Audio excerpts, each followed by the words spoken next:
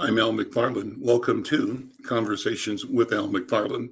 Glad to be here and glad to have you along. Friday, our program is The Healing Circle, and we'll be joined momentarily by my colleague and co-host, Dr.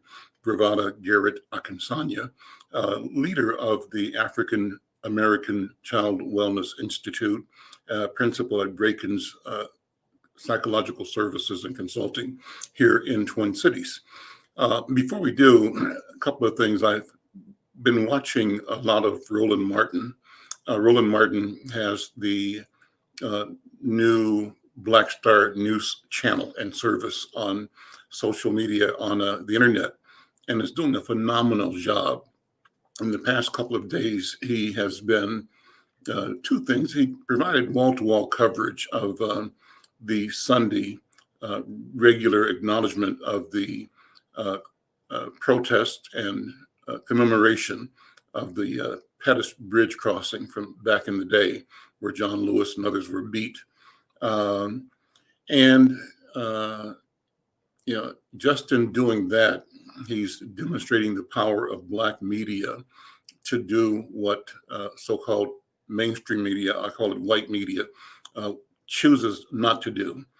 And the white media focuses on the salacious for a minute, but not the long story, the backstory, the ongoing story of the struggle for freedom, for equality, for dignity and human rights by our people.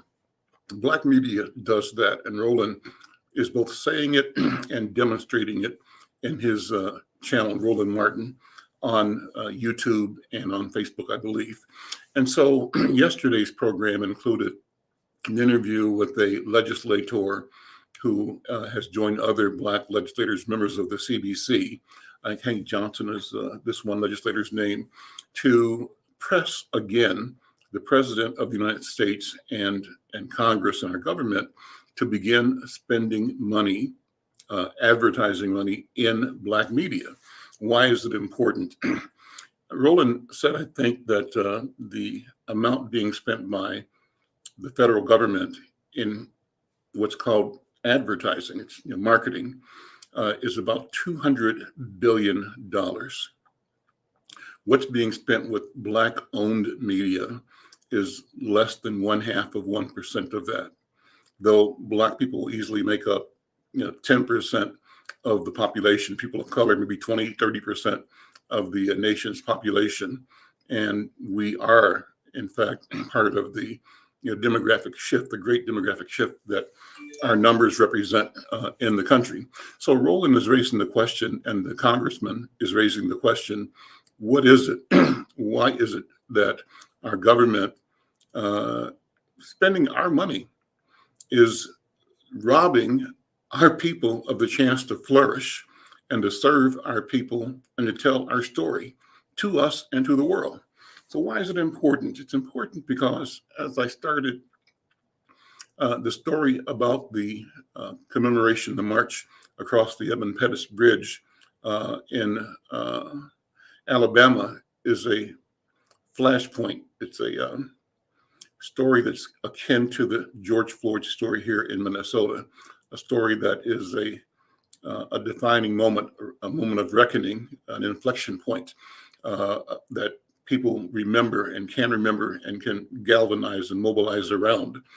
And the story, though, cannot and should not be reduced to a photo op. Now, Roland was there, to her credit, as with the support of Vice President Harris. I heard him say last night that he actually had a chance to fly into Alabama on Air Force Two. But he said, you know what? It's not like I'm getting a free ride. I've got to pay. Everybody, all media that travel with the president and politicians have to pay the fair market value for first class travel. So he said that trip alone with him, his ticket on Air Force Two to be in the same plane with the vice president cost him, I think he said around $1,200, $1,300, maybe altogether $2,000. Well, he brought a crew, his van and his equipment and his crew, his team from DC, where he's based, down to Alabama for this event, and hotels for 3 or 4 days, per diem, the cost associated with creating a operation like that, it's significant. I see you too. Probably spent around $25,000 just on that event. Now you multiply that about with a production that is doing stories like that pretty much every day or as often as it can, and you get a sense of the expense associated with delivering content, news to our people. And the distinction is that the CNNs and the NBCs that showed up for the 20 minutes that Vice President Harris was there on the bridge, but did not spend time explaining, contextualizing, reflecting on the historicity of this march and the historicity of our movement towards freedom and our challenges to racism, structural barriers, and the like that we have always faced. So Roland made just a powerful, powerful argument, and it's one that I want to share and join him in making to our community here. And that is that we have to be aware of following the money. Where does the money go? Where does it come from and where does it go? And are we getting our fair share? The answer is no, we are not. We've been consistently pushed to the curb, pushed to the side, used to define the problem, admired as the problem, but never engaged as the solution. We know that the only real solution is us and through us, but we are operating in a dynamic that wants to keep us from being seen as the solution. So I want people to be aware that the question, the objective of Black media in this country, and I think around the world, is to examine flows of money, revenue streams, and to ensure that our people, and particularly since it's our industry, the Black press in this country, is able to enjoy a fair share of the revenue, the spend of our government, $200 billion being spent in advertising. But how much of that is going to Black people? That might be the wrong number, but it's a significant number. Well, look, I want to get into today's program. I see my friend Ladou Jada Gubek is here. And Dr. B, let me introduce him first. Ladou Jada Gubek is the spokesperson for the National Salvation Front of South Sudan. And he's also in that capacity, he's the I think the director or deputy director for the U.S. and United Nations for the National Salvation Front. Ladou Jada Gubek and I go back a long way. He used to work with me at Inside News and report on the predecessor to this program, Conversations with Al McFarlane. He's a journalist out of the University of Minnesota. He's a freedom fighter, and he's just a wonderful, great human being. Through him, I've connected and gained an appreciation of our people in South Sudan and Sudan, and the unfolding of our quest for freedom everywhere around the world. Ladou, I've invited you to come by just for a minute this morning to say hello on air on this program, but also to let people know about the event that you're doing tomorrow, a regional conference to talk about South Sudan. Good afternoon, Ladou. Good afternoon, Brother Al McFarlane. Thank you for being here. Let me ask you to, first of all, just tell people about tomorrow's event and other events that you're having as part of the National Salvation Front. Yeah, thank you. Thank you very much. Have I said that properly? Is that the right title? National Salvation Front? Yes, it's National Salvation Front, yes. Okay, yes. Okay. Yes, and I am the diplomatic representative to the U.S. and the UN. Yeah, thank you. Thank you very much, Brother Al McFarlane. And it's once again a great opportunity. As I'm always pleased to join you in these wonderful conversations in moving, the work of the civil rights, the work for justice and equality forward, and building the Black power, that will gain us recognition that we are equal, and that we are created under the image of God, like anybody else, and that is what is very important. So the freedom for black people can only be won when we are united throughout the world. The suffering of black people in South Africa and the fight against the apartheid regime was the work that was fought here in America by many civil rights leaders. And so the suffering of our brothers and sisters here in the United States of America for years and years have also been the pain of many throughout the African continent. So it is important to take this conversation forward. The National Front came into being on March 6, 2017. As you know, Brother Al, you participated heavily in realizing the independence of the Republic of South Sudan through your writings and by bringing forth people like Dr. Riek Machar and other South Sudanese leaders to your show. Indeed, on July 11, 2000, July 9, 2011, South Sudanese gained their independence.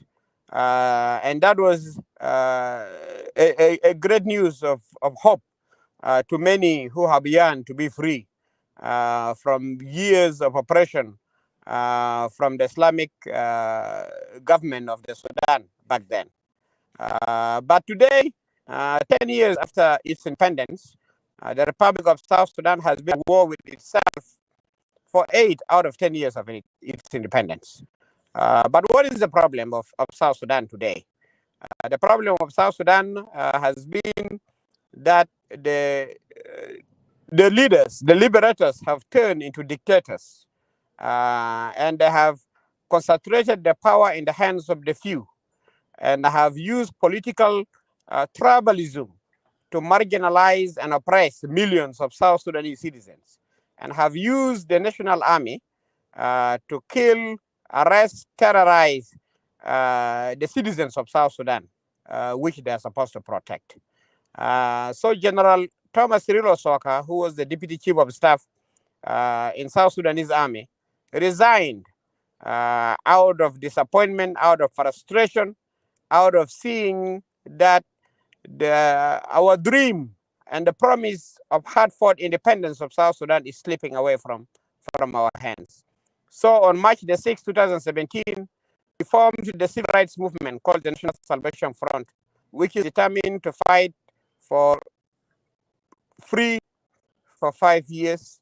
And we are mobilizing the international community, the people on the ground who are being oppressed are rising up on daily basis to reclaim their right for freedom.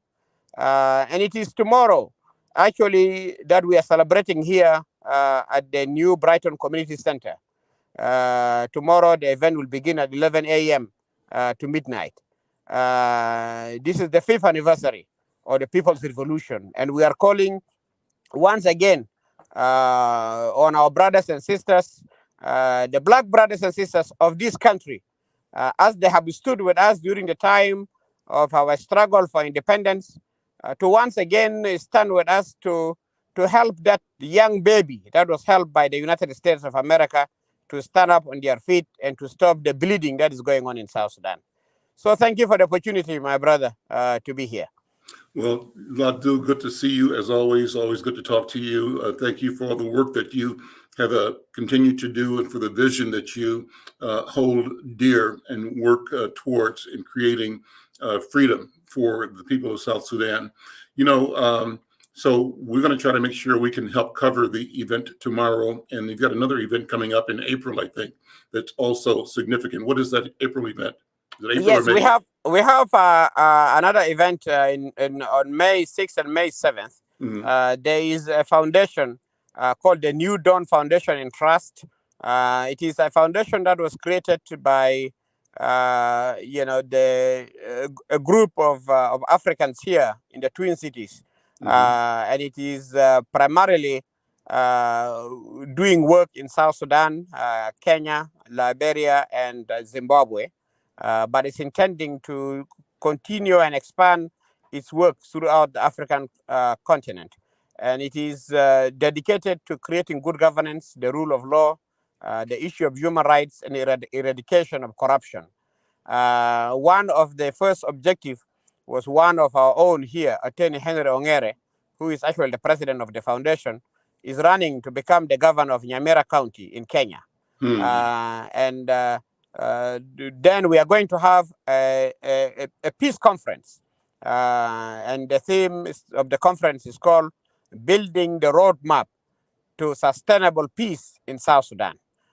Bringing community activists together, bringing the church, bringing government representatives, and people of goodwill to carry out a conversation on how to move South Sudan from war to peace, from tribalism to nationalism, and to move South Sudan from poverty to prosperity, and once again end this unnecessary war among the angry brothers of South Sudan and move us towards a sustainable peace and total freedom for our people. So it is going to be on May the 6th and May 7th at North Hennepin Community College in Brooklyn Park. We'll keep people posted. Ladu, thank you so much, brother. We'll see you later. Thank you so much. Take care. Thank you so much, brother. Thank you for the opportunity. All right. Bye-bye. So I'm Al McFarlane. This is Conversations with Al McFarlane. Thanks to my friend, my colleague, Ladu Jada Gubek, just a wonderful guy. Dr. B, how are you? Thank you for letting me open this way, because it's an important conversation, but it's consistent with what we talk about all the time. How do we recognize our own humanity? And how do we sometimes stumble between us and among us in ways that we act like agents of our oppressors and oppress each other?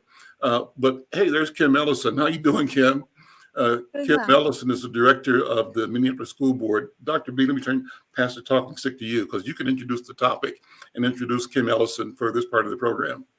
Okay, thank you, brother. I take the virtual talking stick, and I'm happy to say that Sister Kim Ellison is able to join us. Today's topic is the whole topic is around educating Black students, and the demand right now of our need to educate our Black students, the quest for hope, the quest for change. It lies in our educators and our students. And we know that our sister Kim Ellison has been a long time, not just pioneer, but advocate for education, and especially educating our community. So with that, I've asked her to join us in this conversation. I could think of no one better than she to bring some spirit, some experience, and some knowledge into this conversation. So I'd like to pass the talking stick to Sister Kim and just welcome you to the program and say hello. How are you? And good afternoon.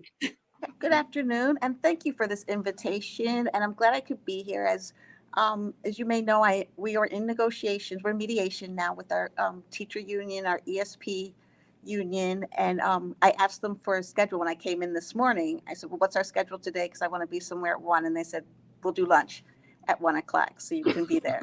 So, yeah. So thank you for coming and making this your lunch hour or lunchtime moments.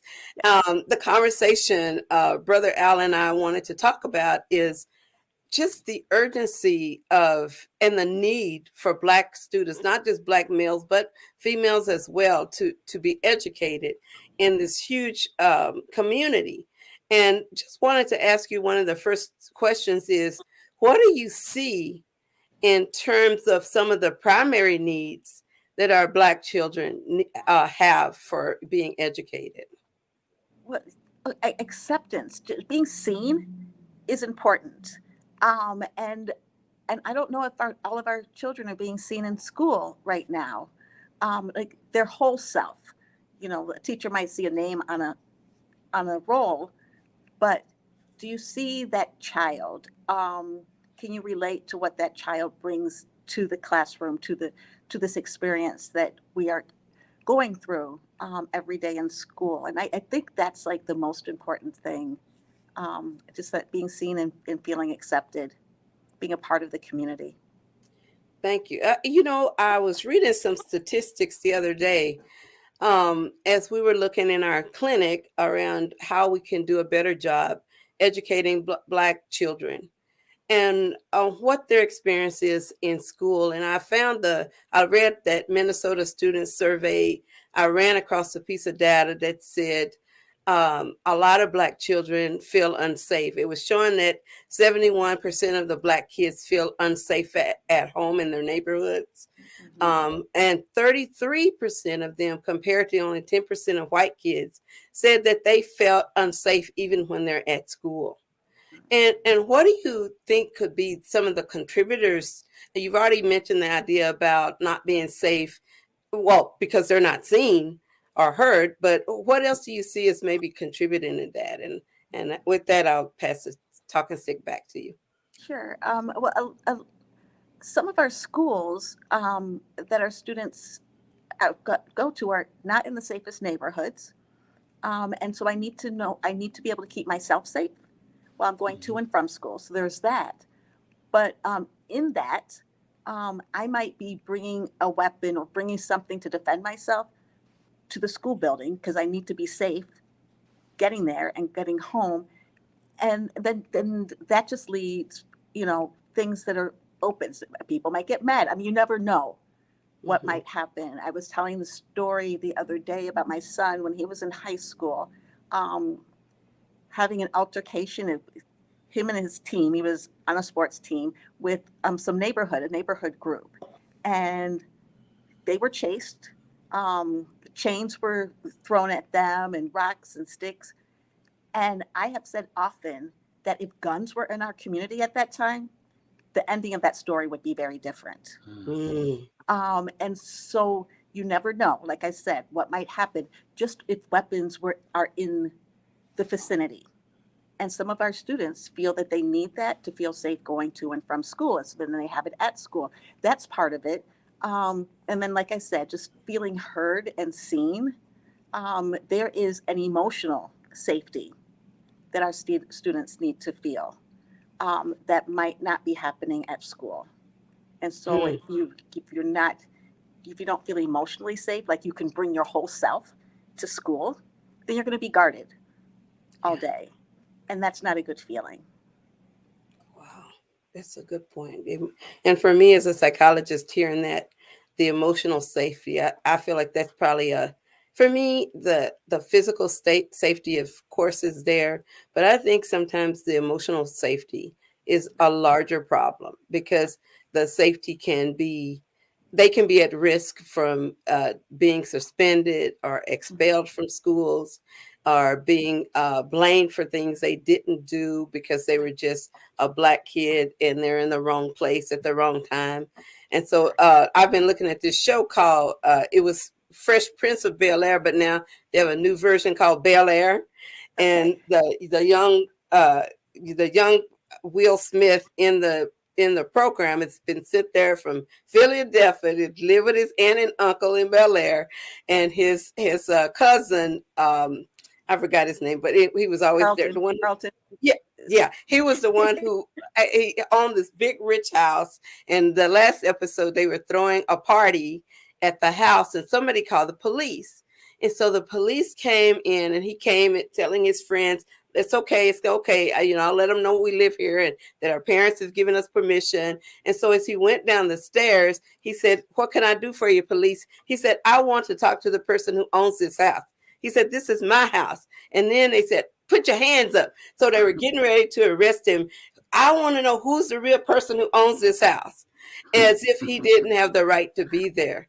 And it really reminded me of years ago when, remember, wasn't it Gates, Dr. Gates, who was outside of his home? Skip Gates, had lost his key and trying to get in his own house. And one of the neighbors saw a Black man trying to get in the space. So I think sometimes our kids feel like people don't think they belong in that space. They belong in jails or in the streets, but they don't belong in the classroom. So I'm just wondering, I'm going to pass the talking stick to Brother Al about that and see what he's got to say, because this is going to be a hot conversation. Well, let me say this. I'm reading two books now. I may have mentioned them before, both of them by I.E. Kwe Arma. And I am excited about both books. This one is entitled Wat Int Shemsh by I.E. Kwe Arma. And Wat Int Shemsh means the way of companions. And it's in hieroglyphics. So it's a translation of knowledge that comes from antiquity. And the other book I'm reading by the same author is called Remembering the Dismembered Continent. So why is it important to bring that up? Two reasons. One, I want to always promote reading. Reading is important, and I think that's your mission at the district, Kim, and it's our mission as parents and as residents to encourage, as professionals, to encourage our people to continue seeking and developing knowledge that allows us to navigate our relationships with each other and navigate the future with more information, with better information, with training and with discipline.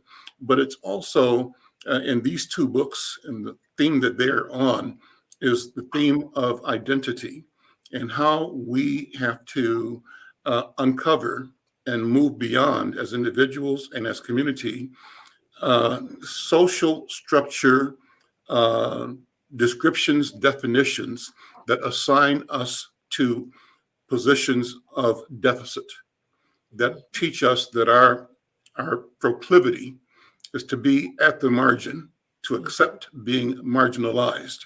And somehow I believe that we have an extra mission, a huge challenge we've had all along. We have even more now. The challenge is, how do we educate and train ourselves out of the acceptance of being who we are not, and towards the discovery of being who we are. And who we are cannot be defined by the limits of our existence imposed by the 300 to 400 year experience in slavery and out of slavery in this country, but rather has to have a longer window of examination. And we have to look back as far as we can to find out other ways and systems, other ways of knowledge, African ways of knowledge, African ways of knowing that in and of themselves empower us to be more fully complete, effective, and connected to each other as human beings. So how does it apply to the schools? I question, Kim, are we as effective as we can be in examining how we can make education intentionally, more intentionally empowering to Black children and brown children? And it's a question I'm sure you're dealing with all the time, because everybody wants us all to have good outcomes for every child in school. But the history is that our children suffer, other children do extremely, extremely well in the public school system. We have to raise the question why and come up with ways to do differently. That's what I think. I'm going to pass the talking stick to Dr. Oliver Williams. Dr. Williams, how are you? And I'm just making my observations, but you can take this wherever you want to. And Kim, you as well, please respond as you would. Thank you so much for being here, Kim. Good to see you. The thing I think about is things that we can do to make it easier for our children to be engaged with reading, so they can begin to do it on their own. And that has to deal with reading to them, when they're little, so they get a chance to have the love of books. And my son's, he'll be 32 this year, but I remember when he was a little one, we would read to him so often that we thought that he could read, because he could tell us what the books said when we read it to him. And we thought that he could read it, or he memorized it or something, but he didn't. It's just so often we would read the books to him, and then he ended up developing a sense of interest himself.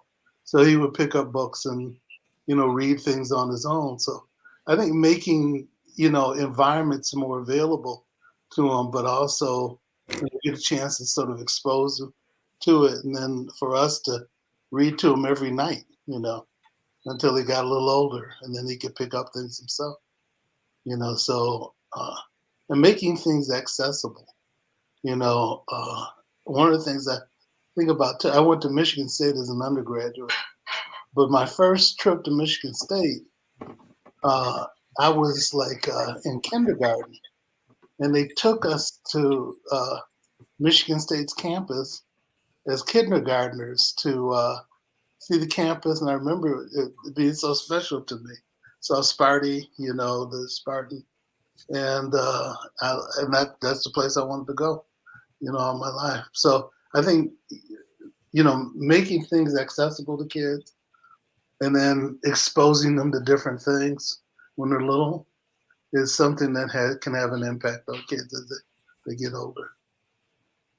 So, Kim, what do you think? Are we doing the best job we can to make the process and the content work for all children and for Black children in particular?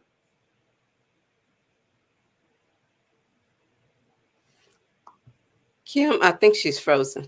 Mm-hmm. I think her camera, there we go. Yeah. Somehow your camera is sideways, Kim, too.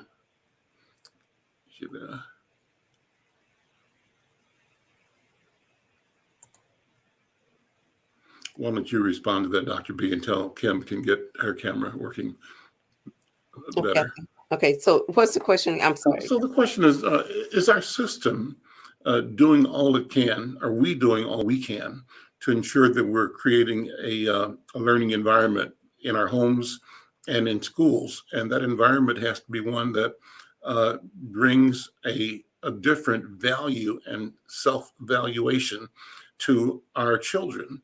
And the critique behind this is that too often our education process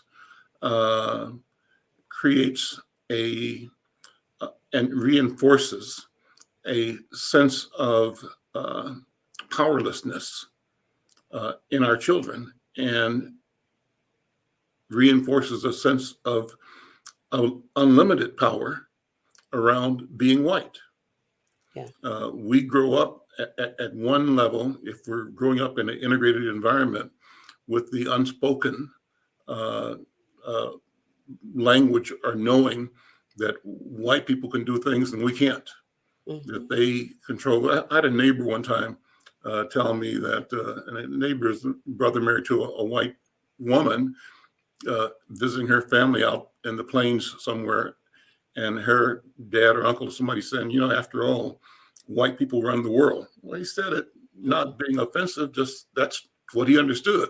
That's what the white guy understood, that white people run the world. So if you have that as the backdrop to every decision you make, it makes sense, the things you decide. You support that paradigm. So what is it that we have? If we grow up in an environment that has the unspoken understanding that white people run the world, then what does that mean for our development? And how do we educate ourselves so that we can both resist and overcome the intent and the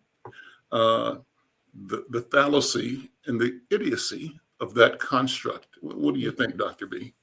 I think that my comment about that is twofold.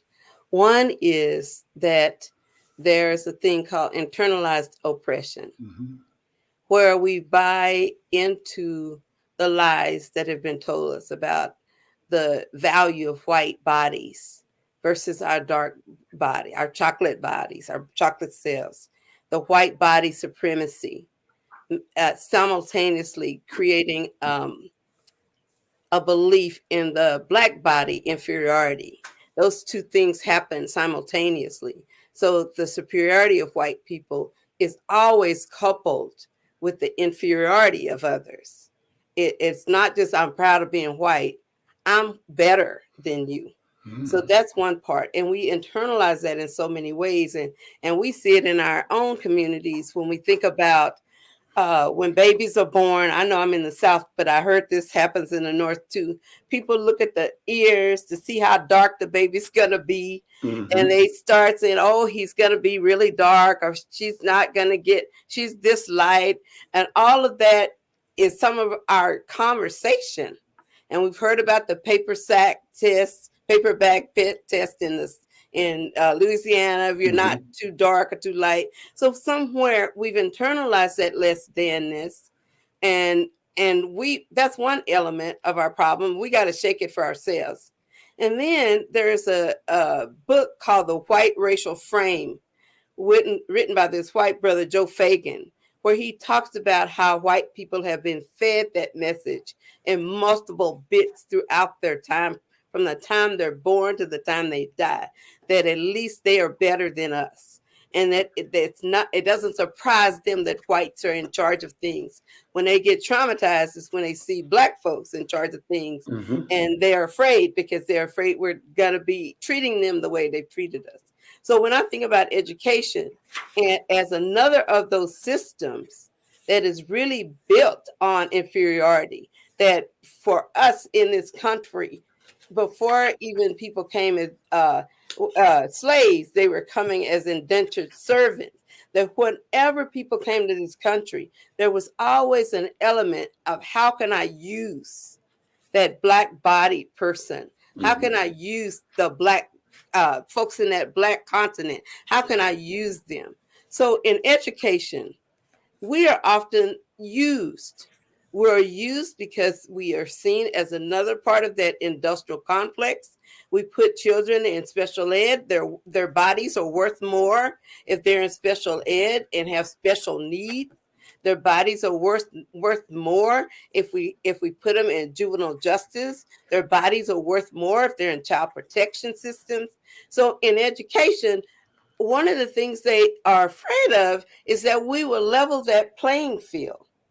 Because if a black child can learn, that becomes a very scary proposition. And so one of the things we have to do as a black community is do what Brother Oliver was saying. Keep a book in our kids' hand. I even know Brother Giovanni Ford over there at NetCat. I worked with him when I first got to this state, and he was just trying to figure out what can we do with black kids. And he realized that when trauma happens, when police are called, or when firemen are called, that what if instead of that child being afraid, that we give them a book? So now children learn to escape their pain by reading, by using their imaginations, being in a safe place, or on a elephant in India, or in the traveling the Nile River, that they can take their brains to a place that's healthy. Then to escape as adults, they won't be looking for drugs or alcohol. They'll look for engaging themselves in travel and learning, and that'll be a safe space to deal with our trauma. So with that, that's kind of my over-explained explanation about the value of that education. And with that, I'll pass the talking stick to Dr. Oliver Williams, and hopefully we can get our sister Kim Ellison back in the room. You got the stick, Brother Oliver. Okay, thank you, Dr. B.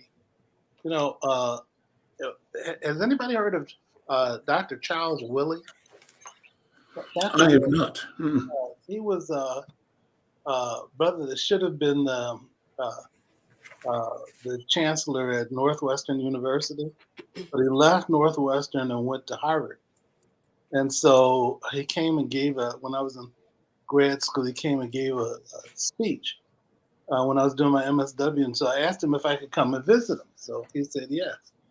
So I went to visit him, and he used to be a part of, in Jimmy Carter's presidency, he used to be a part of civil rights and working on different sets of issues. But he talked about things related to how it gets framed to us as Black people in the world that we don't own stuff, that it belongs to white folks. It doesn't belong to us, and we don't feel ownership of it. So he said that what he had to do was to reframe it in his own mind that when people were talking about things, they were talking about things that he had access to, and he should have ownership of himself. And that's the way that he framed his thinking, but it framed his work and the way that he interacted with things. And he kind of said that that's the way that we should engage children. And BraVada, do you know Kwanzaa Kajufu, brother? Kwanzaa Kajufu? What were some of his thoughts about education? Because I really appreciated him when he was talking about kids at a certain age. When they're in school, that they're at threat of being treated poorly and minimized. Yeah. And so the thing that was fascinating to me about him is how he encouraged people to think about things like that rather than minimizing children. Mm-hmm. And he talked about the grade levels in which people did things. There's a brother named James Jackson. Mm-hmm. James, he actually came to University of Minnesota years and got him to be a visiting scholar, but he used to have the Institute for Social Research. So Mm-hmm. all these psychological, all these studies that had to do with Black people and other people of color, he was responsible for pulling together. But he passed away last summer, Yeah. and the comment that he made that I thought was fascinating. He had children that could speak French in grade school, and he would take them to Paris every year. And he said that when his children got to be a certain age, the challenges that Juanza talked about were also things that he had to deal with regard to his own children. And his Yeah. children were brilliant.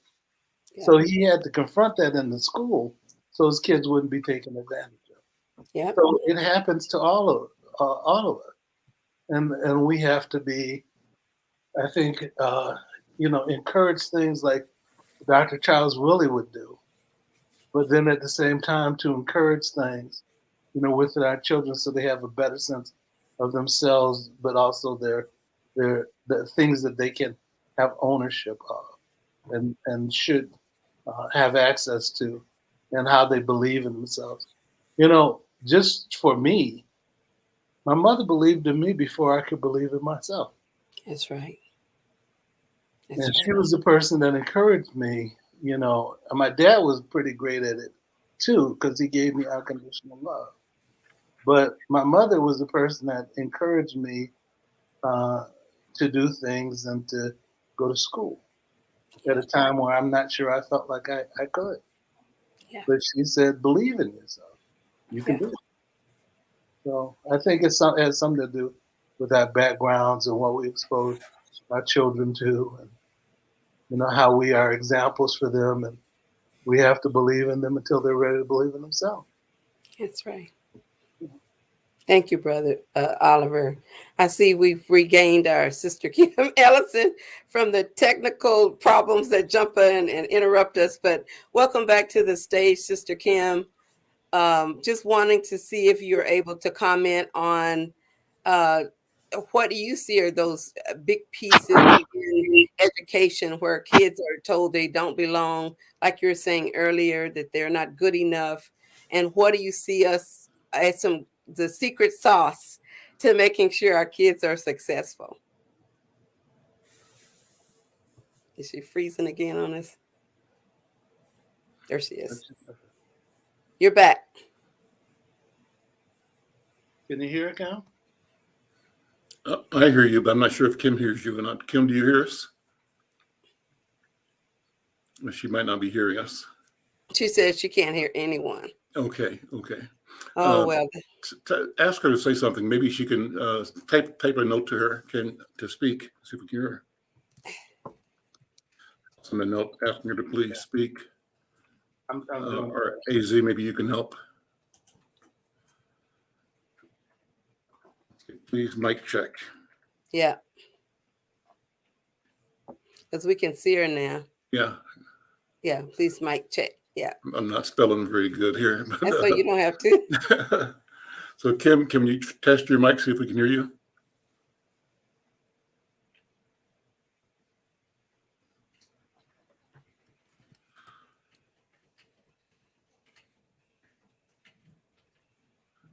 Another note, test mic, please, Kim. Yeah, I love this technology, even though we have glitches every now and then. Just that we're able to have these conversations locally from 3-4 different locations, and we've done these even with people from Europe and from Africa and the Caribbean, and it's a good thing that we can connect. Kim, can you hear us now? I don't know if you hear us, but we cannot hear you. Well, if you can hear us, say something. So no, we're not. No, you're muted. And AZ, I don't know if there's anything that you can do in the background to enable Kim's connection there or strengthen it. Yeah. In the meantime, Doc. It looks like we almost had her. So Yeah. I'm just gonna tell her to speak when she can. Okay. Don't be polite. Just speak when you can. I know she's got a lot to share, and unfortunately, it's difficult. Time too. So I guess where we are now, though, in this conversation is recognizing that when we don't honor the educational system in a way that supports our Black kids, it's costly for us. I always have been surprised that we are always, as a country, talk about the value of our babies. But when it comes to funding, those are the groups that get the last scrapes of money.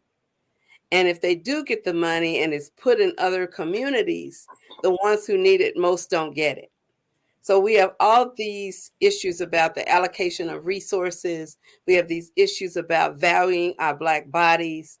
We have these issues about supporting people who are on the war front, like Sister Kim, trying to bring voice for our communities where we're always outnumbered in terms of those structural power systems. So I think that today's conversation, it really centers on how do we fight through it? How do we hold on? I heard Brother Oliver talking about his mom being his primary helper and encourager and cheerleader. And I hope that we can figure out ways to do that before it's too late for our kids. You know, so, I also found other cheerleaders when I was in school. You know, there was a Miss Foster who was all of our teachers. We all had Miss Foster. And she would come to class and, you know, some kids that didn't want to act right, but one of the other things that she would say is the fact that we were all daughters and sons of kings and queens in Africa. And, you know, that she continued to say things to help us to believe in ourselves.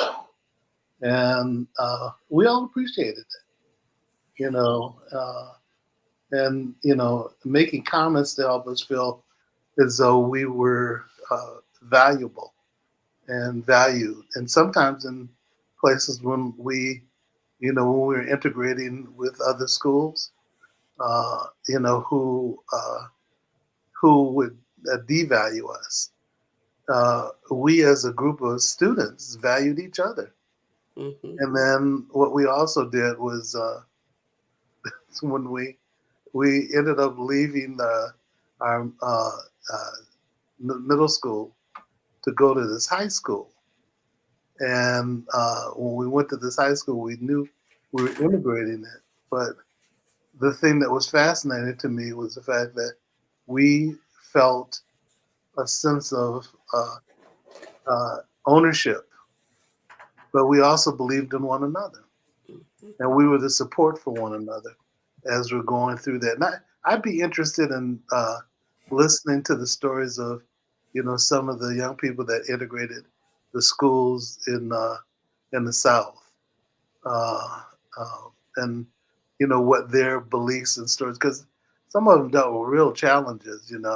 We dealt with challenges with regard to parents, but they dealt with challenges with regard to parents, and they had to have National Guard troops, challenge the the parents and other people in the community who were trying to threaten them. Yeah. So we have a legacy of moving forward and Mm-hmm. and I think believe in ourselves and doing it anyway. Mhm. And those are things that we have to, cherish and hold on to, I think. And tell a story about as well. As you're speaking, Dr. Oliver, I was thinking that I went to from a black middle school to a white high school in Kansas City when I grew up.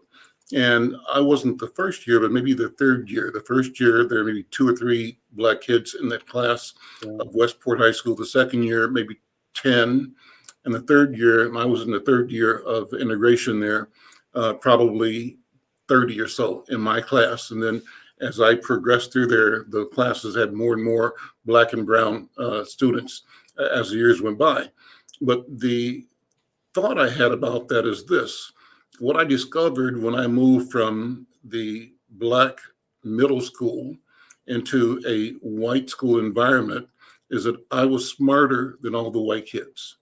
Mm. And it became obvious to me relatively soon because in the first days of sitting in a white English class, for example, the teacher had vocabulary words around the room for students to become familiar with, to become acquainted with.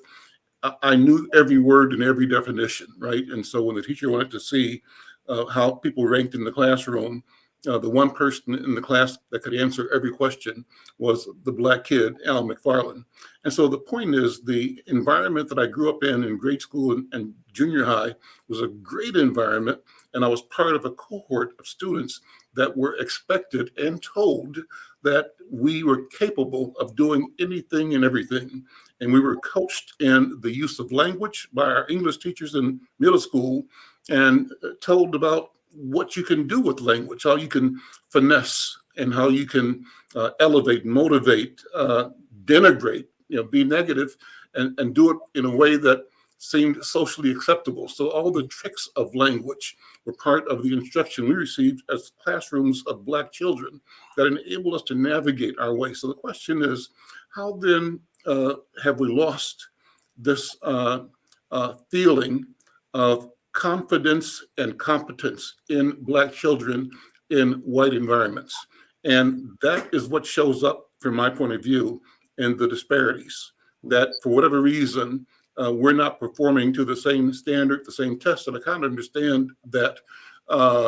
But how do we capture and spread and Hello? nurture? Yeah, go ahead. Nurture. Kim, are you there now? Can you hear us now? Can you speak, Kim?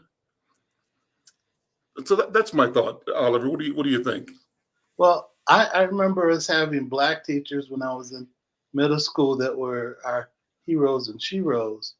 But even though there were a lot of people who were not heroes and sheroes that were in the white environment, the other side of it was there were some white teachers that really didn't agree with attitudes of their colleagues, and they were quite supportive and want us to have opportunities and to be noted for the opportunities things that we succeeded at. And I remember Mrs. Miller.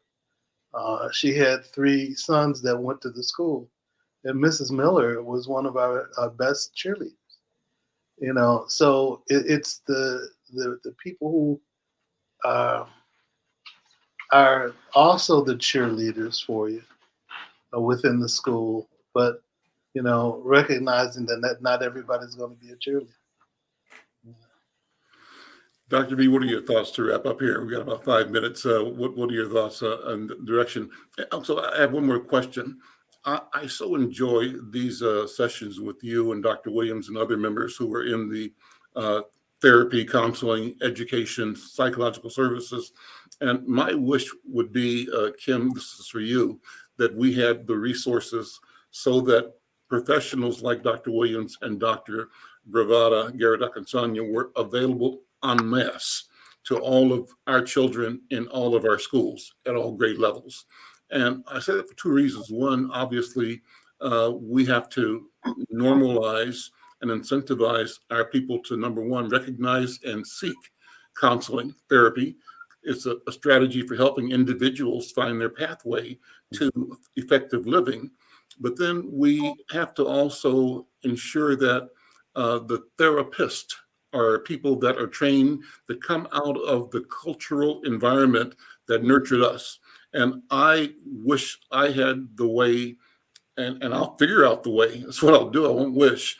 Figure out the way to advocate that school systems like Minneapolis and St. Paul find the resources to invest in engaging in hiring trained counselors. I know there are some, but are there enough? And I believe that there is not enough. And how do we quadruple, have quintuple? Is the need? The need is obviously there because the disparities exist. So what can we do to bring this talent, this energy, this support, along with other supports that are in place to ensure the elevation and success of our children? That's kind of my concern. Dr. B, I'll turn it back over to you. Well, I'm going to say that the only way we can do that is give those needs voice, that we need to have those conversations elevated. When we talk about best practices, we need it elevated and a part of every single meeting. What are the implications for the kids who are quote unquote left behind? Mm-hmm. And how can we nurture them? I tell people my mom was a teacher for 44 years. And I know as a teacher in a primarily white environment, but before that, the schools were segregated. And I saw what she poured into the students and into the community. And I think the real issue is we need more people in the workforce, and we need more unity among us in the workforce. Sister Kim, can you hear? Are you able to say something before you go? So we're going to have her back. That's all it is, because that sister has a lot to say, and we're going to make sure we hear from her. Maybe next week we can continue this to part B and keep it going so that we can include her voice, because she has a lot of wisdom around educating, especially Black children. Absolutely. And so I think we need to do that in our policies, in our practices, in our graduate programs, and start it from early elementary, that they can be part of that process of teaching, growing, healing our community. So with that, I'll shut up. But that's all I got. That's what I've got to say today, and I'm sticking to it. Okay, well, listen, this has been a good hour. It always is. I want to come back and close out with the thought that I opened up with, and that is admiring and celebrating the work of Roland Martin. If you get a chance to check out Roland Martin on YouTube, and I think on Facebook, he does daily news programs. He's doing phenomenal work. And what he's doing right now is something that I think we should do in all of our disciplines. He's asking and demanding that the market respond to our numbers, our presence, the vitality that we mean to the market. And in media, in advertising, he's saying if our government is spending $200 billion in advertising, there ought to be an equitable proportion of that spend going through Black-owned and Black-oriented media. And to the degree that it doesn't, that money is taking our tax dollars and supporting wealth and power and access in communities that have the strategy or the experience or see themselves with an advantage by keeping us out of the financial equation. With that, I'm going to call it quits for today. Thanks, Dr. B. Thanks, Dr. Oliver. Thank you, Kim. We'll do this, Kim, bringing you back. Your voice, your work. Thank you for your work as a leader in education and as a director of the Minneapolis Public Schools. Thank you so much. We'll see you all next week. Bye-bye.